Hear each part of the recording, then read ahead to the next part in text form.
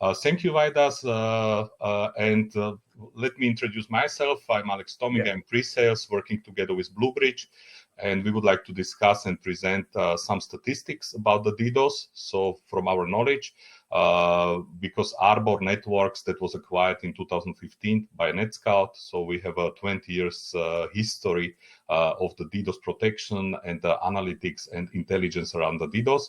And together with Bluebridge, we would like to present some possibilities how to protect the companies, how to protect enterprises from the DDoS attacks. So Vaidas, is okay to start? Yeah. Okay, thank you very much. Okay, so the dark side of DDoS extortion, what does it mean? Triple threat. And very good quotation, what you can see below is also, it's not the question if, but it's the question how your company can be attacked by the DDoS. Because really we see the huge race of the DDoS in all regions, across the regions, and that's why I would like to show something what we can see, and the good question is why we can see what is going on the DDoS world, because we can say that we are monitoring like 1/3 of the worldwide internet, because we are serving service providers with our solutions, we are serving the enterprises, and we have dedicated intelligence department inside of NetScout that is monitoring permanently what is going on in the DDoS space, and we have very good statistics what is going on. So let's go. So what I'm going to present to you, and everybody has a possibility to download this NetScout Threat Intelligence Report. So we are presenting as NetScout every half a year the findings around the DDoS, about the threat.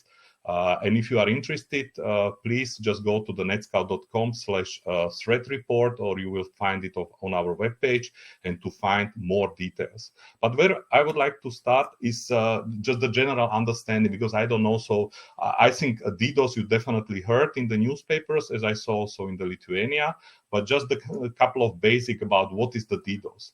So the DDoS is distributed denial of service.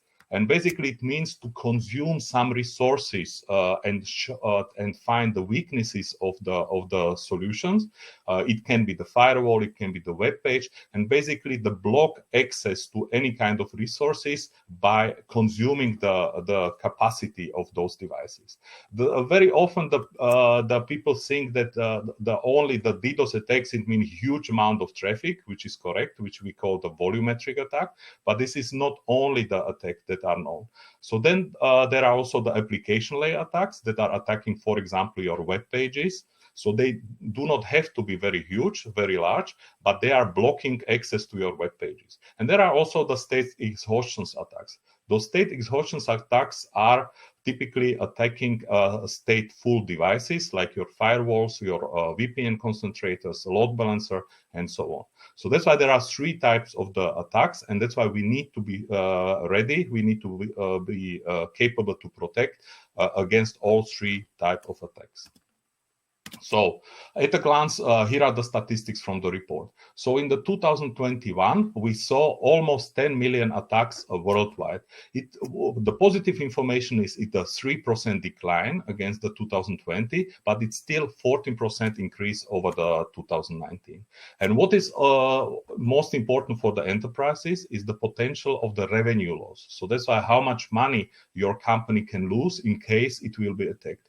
It's absolutely different if it's a bank, for example, if the internet banking is blocked, if it's the voice of IP, for the value of $9 to $12 million is from voice of IP provider, because we know also are common now also the attacks against the SIP trunk providers.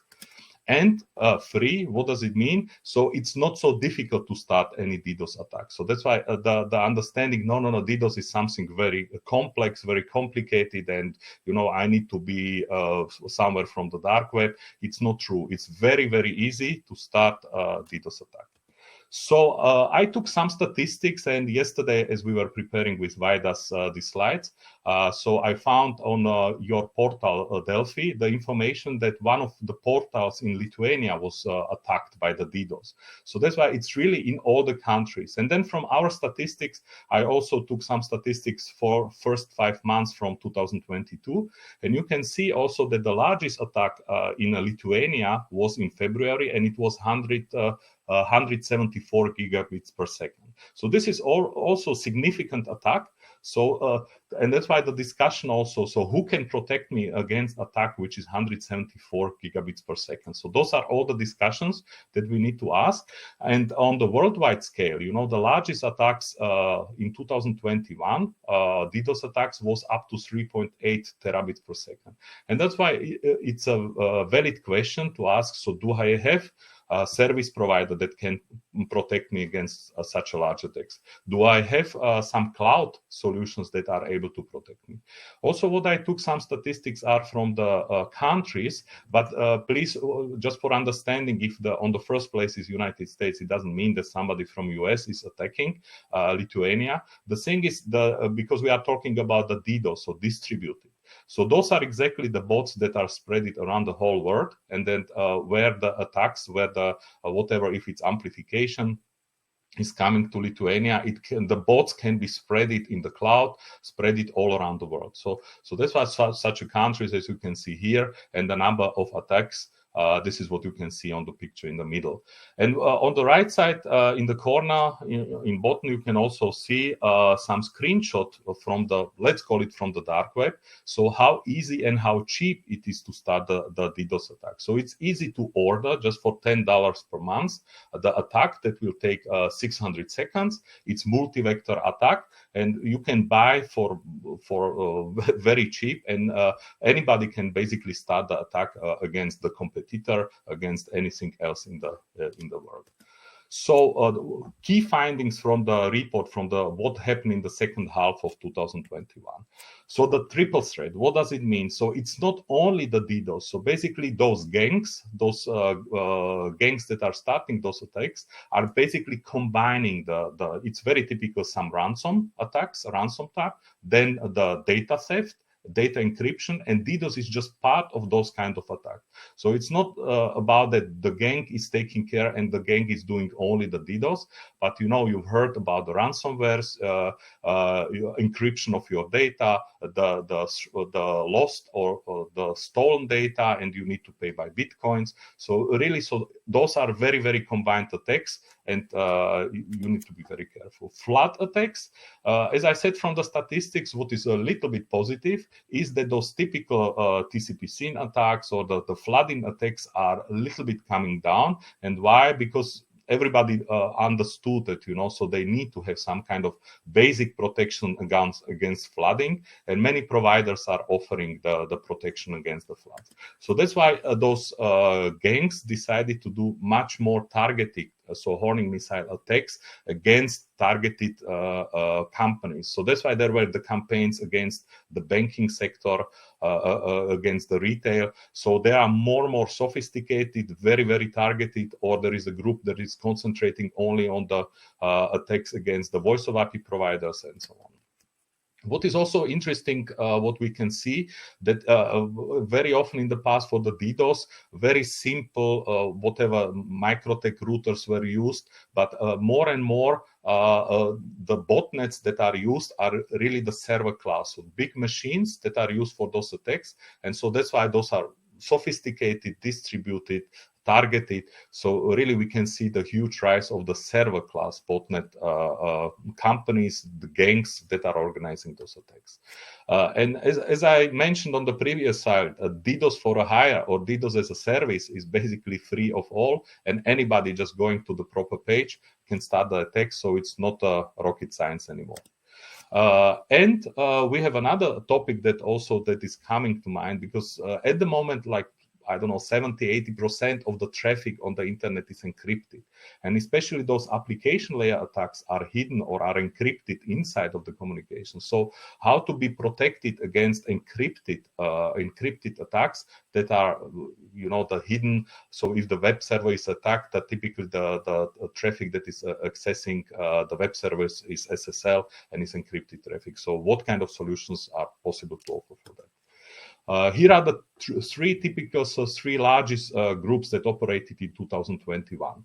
So the Lazarus Bear Armada and the Fancy Lazarus are very famous groups that are attacking with the VPNs and basically even especially during the during the work from home during the pandemic. So the VPN was the critical part of the infrastructure. But there is also the new group that started to operate in 2022, the Revil Copycat, that was attacking the VoIP provider, so attacking SIP and RTP. And one of the VoIP operators presented the loss between $9 and $12 million of the losses because due to the DDoS attack. The gangs, the famous gangs for the triple extortion tactics. Avadon was starting operating January 2021. Revil, SIP Voice of IP, Black Cat, Avos Locker, or the Sun Crypt. So those are all the gangs that were kind of seen during the 2021. So those are really almost the professional organizations with own support, with the price list and everything. And we are collaborating here with the Unit 42, which is the department from by Palo Alto. So we have a good collaboration with them. So around those attackers. Here are some new botnet armies that were seen, Maris, Dvinis, or Gitmirai. And as I mentioned before, so which typical routers are compromised? So the MikroTik routers you can see with the very high request per seconds starting the attack. And the Gitmirai is then focusing on the GitHub vulnerabilities and are using those servers for attacking. And what does it mean, DDoS as a server? There are the simple price list. So basically you can choose what kind of attacks for duration of the attacks, kind of attacks. And there are really those botnet armies, botnet gangs that can, based on some pricing, then provide you offer. You can pay with Bitcoins, and then basically you can start attack against anybody else. This is interesting, just the slide that I wanted to include in my presentation. If you are more interested, please come to our website. Here is the kind of the periodic table of different kind of attacks. We are always talking about the multi-vector attacks. So that's why the typical flooding attacks like the TCP-SYN or TCP-EG flooding attacks. And if you are reading and have a look in our document, you can then see how many different kind of attacks, targeting against the DNS attacks, sealed up attacks. So there are the huge amount. And what we also discovered, there is one new vector each month that the attacks are, the new vectors are added and are used that we can discover in the world. So for somebody, so here you can see then what is the amplification factor, so what is the risk of the attacks. So there are, so the most typical and the biggest, the volumetric attacks with the biggest risk, as you can see here, is the TCP-SYN flat attack, but also in the last year, the attack against the SIP and the voice over IP infrastructure, as I already mentioned. So let's discuss about the way how NetScout can protect you against the DDoS. Let's start with the solution that can be deployed on premise. So we are discussing just some statistics. As I already mentioned, so the people think that the volumetric attacks. So this is what the people understand under the DDoS attacks. But the volumetric attacks are, let's say, only 42%. They can be very large, 1.7 terabits, and even from the last year, what we saw, it's over 3 terabits per second. The main target for the volumetric attack is to saturate the link. So if your organization has, for example, 100 megabit link, so basically the main point is to saturate the link, internet connectivity, and then no legitimate traffic is available. So typically those volumetric attacks, your ISP provider or the cloud solution can protect you against the volumetric attacks. But 31% of the attacks are so-called TCP state exhaustion attacks that are targeting VPN concentrators, firewalls, and so on, any stateful devices in your organization. And also 27% of the attacks are application layer attacks, attacking your the servers like web servers. Typical example is attacking your web servers. And altogether, the fact is that 83% of the time, the firewall is the target, and the firewall fails during the DDoS attacks. This is also to remember. So what solution did the NetScout is offering? We call it Arbor Edge Defense, which is on-premise device, and which is the first line and the last line of defense. First line of defense means to monitor packet by packet all incoming traffic coming to your organization, and to block not only the volumetric attacks, but all different kind of attacks based on different criteria. And what does it mean, the last line of defense? So if, for example, already your organization was targeted or infected, and some of your hosts are already communicating outside, so we are monitoring also the outbound traffic based on the criteria. So we are offering so-called Atlas intelligence feed. Based on that, the already known command control ransomware servers. So if already somebody is communicating from inside of your organization to those bad guys, so those traffic is blocked, identified, and you can automatically discover so which hosts are already affected inside of your organization. So this is very important point. And also the questions, why do I need on-premise device? That's one of the reasons also the outbound traffic from your company is monitored and blocked in case some hosts are already infected. So, and here is the difference. So where is positioned inside of the network, the Arbor's Edge Defense? Arbor Edge Defense is always in front of your stateful devices, because the AAD is stateless.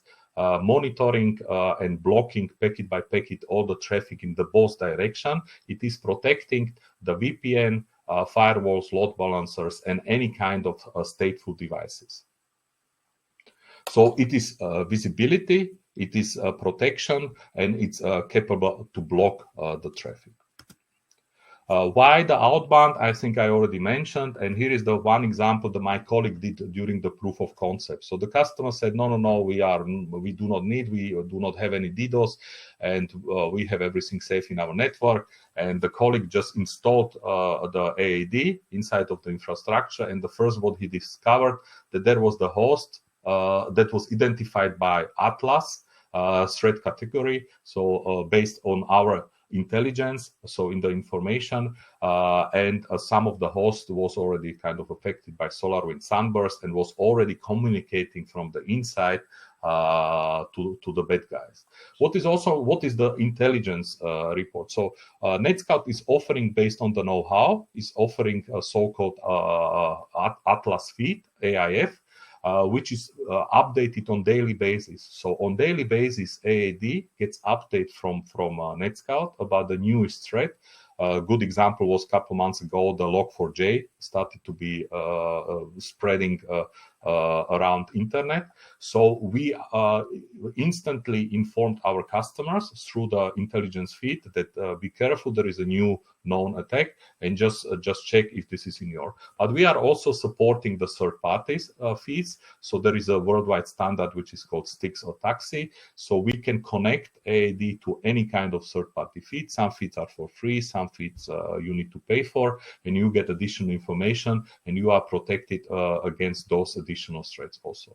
What is also in the organizations important is the integration in the current system. So we have the integration with the Splunk. We can send the syslog, so to any CM solutions. The solution, the AAD, has open API. So for example, for the configuration and the provisioning, API can be used for some automation of the new servers that needs to be protected. And if we are talking about the multi-layer DDoS protection, so basically this is our philosophy, that we are not talking only just by the device, but we are always saying, so there are kind of the four sources or the four steps how to best protect your network. So the first step, as discussed, was to put the device on premise and to protect your enterprise from the DDoS attacks. The second one is the NetScout is offering the Arbor Cloud, so which is ISP agnostic solution. So that's why if your operator is not offering the DDoS protection, or you have multiple operators, so you do not want to pay to the multiple operators for the DDoS protection, you can also rely on the Arbor Cloud. And Arbor Cloud is we are offering 14 scrubbing centers worldwide with the capacity up to 13 terabits per second. And those two solutions are working together through the cloud signaling. So that's why you can protect your enterprise through on-premise device. But if your link gets saturated and you get whatever 80-90% of the link capacity, you can the AAD automatically or manually you can send the cloud signaling to the Arbor Cloud, and all the traffic is redirected to the Arbor Cloud, and we are sending the clean traffic to your premise. So that's why we can then protect you against those huge volumetric attacks. You can do it, as I said, per button. You're just clicking the button and say, please help me. Or you can set some thresholds and send the information to the Arbor Cloud. And last but not least is the intelligence that we are offering in form of Atlas intelligence feed. And of course, ATEC, so our tax services, we can offer also solutions as a managed service. So multi-layered attacks means the combination of the on-premise. You have basically two possibilities. So you can send the signaling to the Arbor Cloud if you have the Arbor Cloud service, if your provider is providing the protection against the DDoS, and it's the Arbor solution. It's not a problem that Arbor Edge Defense is communicating with your provider, or the signaling can be sent to the Arbor Cloud. And on the daily basis, we are sending the information and updating the AAD with the latest information on the DDoS. Cloud protection services. So we are in the 14 data centers worldwide. We are offering a BGP or a DNS-based traffic diversion. So that's if you are activating the Arbor Cloud signaling. You are sending the signal to the Arbor Cloud. Worldwide on the BGP layer or on the DNS level, all the traffic from worldwide will be sent first to the Arbor Cloud. We are cleaning the traffic and we are sending you traffic back either through the GRE tunnel, or we have also the possibility of so-called direct connect. We have 24/7 SOC center and so on and so on. And also, even if you are not yet our customer, there is an option. If you are going to the netscout.com, there is a button under attack. So if somebody is under attack, can directly also contact NetScout, and as the first step before providing the full solution, you can ask Arbor Cloud SOC team for help in providing the protection ad hoc. Atlas Asset Team. So those are the smartest heads inside of our organization. What is Atlas? Active threat level analysis systems, but basically those are the smart guys sitting in the back office monitoring 1/3 of the traffic, because we are working with the largest providers worldwide. We are working with over 44,000 ASNs. We are providing all the statistics, and together with the Arbor Security Engineering Response Team, those feeds are updated and are sent to the AADs, and also publishing those threat reports. And also, if you are going to the website where the threat reports are, you have kind of permanently, I think they are doing on the weekly basis, are publishing new threats that were discovered by our team. So it's also very interesting reading if you want to stay up to date on the latest information, what is going on. And why Arbor? Why Arbor? Arbor NetScout solutions. So we are industry leader in the DDoS and attack protection. Since 20 years, we are providing the know-how. Arbor was acquired by NetScout in the 2015. If you are interested to see in the live what is going on at the moment, so you can go also to the website which is called horizonnetscout.com. You can have a look in very nice graphical form, all the attacks. On the left side, you can then choose some options, some filters. You can register to have a look. So this is also very interesting. And every half a year, we are publishing the report. Yeah. So basically, that's the summary of what I wanted to present today. Please feel free to contact us or either Vaidas at Bluebridge or also I think the presentation will be published on the Bluebridge site. So there are also contacts to Vaidas and to me. So please do not hesitate to contact us if you have additional questions. So Vaidas, I would like to ask you, are there any questions from Q&A? Because I don't see the Q&A chat. Thank you, Alex, for your very interesting and quick but focused presentation and insights. Do we have questions? Not yet. So maybe if somebody, I don't know if the people can unmute themselves, and if there is a question. Usually the people should write the questions. If someone would like to ask in Lithuania, you can do that as well. I will translate. Then I have some of them. Yeah. The first one is I see your statistics, and according to your statistics, which types of organization are most at risk of expecting DDoS attacks? Which type of companies? Very good questions. And the things I would mention maybe, for example, because I'm working in the regions starting Central Eastern Europe.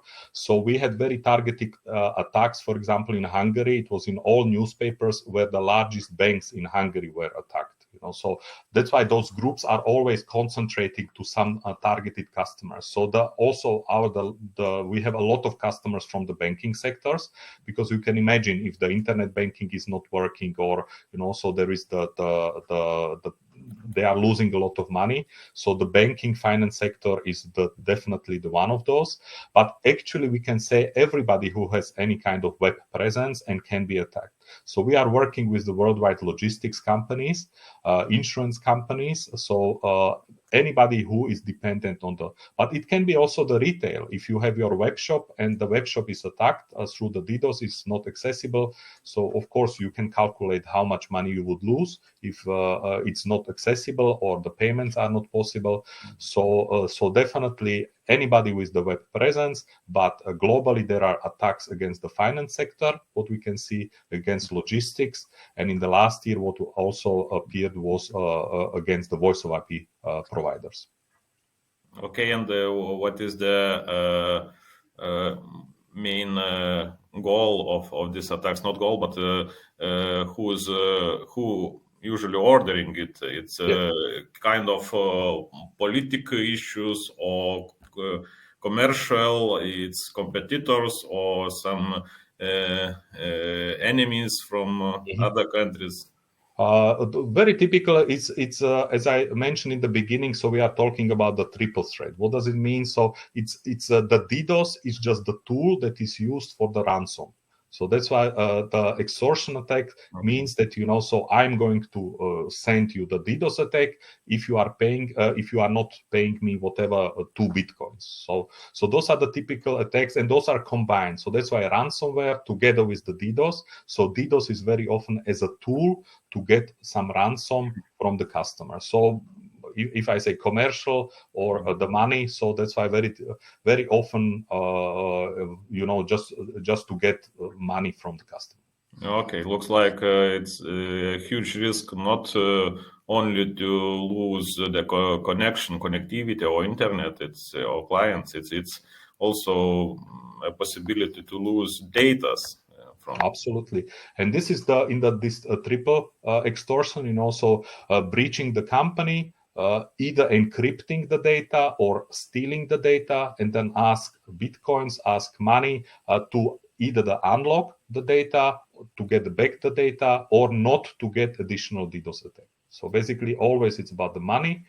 So if you are not paying me, I am not giving you back your data, I am not decrypting your data, and I will start even more attacks. So one example, I think it was in UK, the one of the banks was attacked on Sunday, so very small attack. So it was attacked just to try, and then was okay. So if you are not paying us, we will be taking it, So no, the banks thought so they are well protected, no problem. And then the biggest attack started on the Monday morning at 9 a.m. when all the business started. So again, so they are trying, and also what we are working with the customers, they are also trying to get evidence of the attack. So because you have some statistics, you have some monitoring, you are able to provide the evidence that there was the real attack, and you can use also the data for the evidence. Yeah. But very, very often, of course, because of the situation that is now in the world, it could be the political reasons, but very often it's also the commercial reason, just to get money from the customer. Okay. And another one question, which we hear mostly from our customers, that many customers think that they are protected against DDoS by its internet provider. Correct. Yeah. Why should a company choose an on-prem DDoS solution? How better is this solution comparing to the protection offered by the ISPs? Absolutely. So the typical solutions that the ISPs are providing and are protecting, there are a couple of arguments. One of the arguments, they are monitoring only the incoming traffic. So only the traffic from internet targeting, so they do not have the monitoring of the outbound traffic. So that's why the added value is that, so we are monitoring in the both direction. If you have solution that is on premise, we can monitor the both direction. That's the first reason. The second reason is that the ISPs or even the cloud solutions are mostly focused on the volumetric attack. But as you see, more and more, the more dangerous are the attacks that are either the TCP exhaustion attacks or even the application attacks. So that's why, so not all attacks can be covered by that. And also, so very simple reason is to be under control of what is going on perimeter of my network. So because if you have your device that you do the configuration, you are updating the configuration on the daily basis. So that's why it's under your control, and you can check. You have additional server that needs to be protected. So we are much more flexible if you can control, monitor, and configure the device that is on premise for your side. And we have also the customers that are using multiple ISP providers, and basically they would need to pay. I have customers that are using 3 different providers, and they would need to pay to the 3 different providers, always to have in sync the configuration for all 3 providers.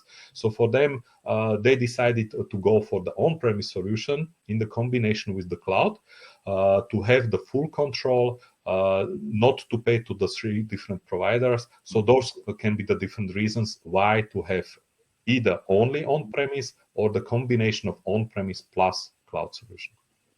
Okay. And you showed 3 types of Arbor services, right? Arbor Edge Defense, Arbor Cloud, and Atlas. Correct. Yeah, we can call it as a services where Arbor Edge Defense is the solution, is device. It can be virtual on the physical hardware. Arbor Cloud is basically the NetScout scrubbing center in the 14 data centers worldwide. And Atlas is the intelligence feed. So it's basically know-how based on our experience that we are providing to our customers. Okay, so and can the organizations choose step by step one solution, then probably another one, or they need the package of these? So, absolutely. So there are different ways how to deploy. So we have a customer that started with the Arbor Cloud, so they had cloud protection. Then, after 2 years, at the moment, we are finishing the proof of concept with the device on-premise, and they are going to extend with the on-premise solution.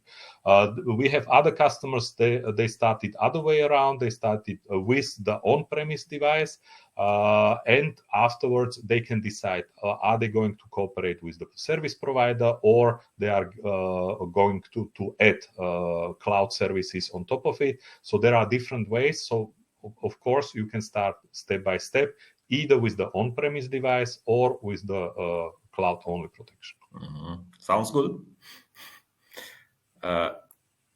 What are the requirements, for example, for Arbor Cloud for the companies? So should they have its own ISN, or should they have some particular amount of traffic? So basically, the smallest, the Arbor Cloud, what we are protecting, we start the protection with the first requirement is the bandwidth, or basically how it's licensed is with the bandwidth. We start with the 100 megabit with our offering. About the traffic, we need to be able to get the traffic for the customer. So exactly as you said, there are two ways. The one is through the BGP. So if the customer has AS number, so then we can, based on this AS number, we are able to redirect worldwide traffic to Arbor Cloud and send to customer the clean traffic, for example, through the GRE tunnel, or we are also offering DNS-based redirection to the Arbor Cloud. So those are the two ways how we are able to redirect. Or we can then, so we have also cooperation with some MSSPs, so that they are providing the service. If the customer just has the single IP address, then we are also collaborating with the ISP providers. Okay, so I have no questions. Okay, so no questions from audience. So no question. I don't see the questions from audience too, but it's not a big issue, because if you will have some requests, we will be ready to help you to answer, or to